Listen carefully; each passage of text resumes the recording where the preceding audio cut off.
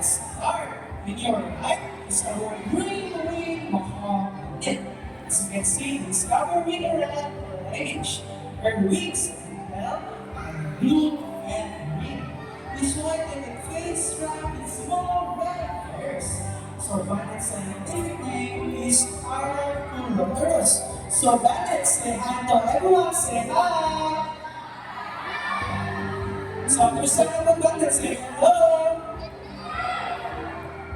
Next is our blue moon maternity.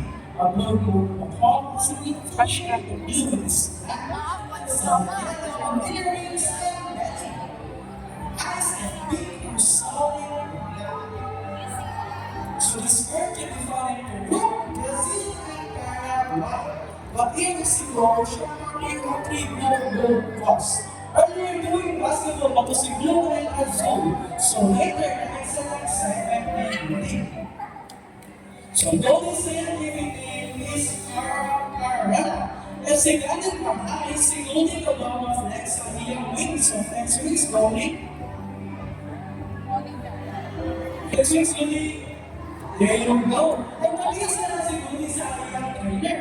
So sweet. So ganun ang Golden can live up to 60 to 70 years old.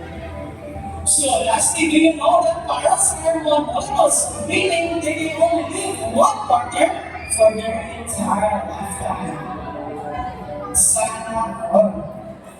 So that's it. Our two kinds of parrot is in our ocean park. Our green wing hornet and blue wing hornet.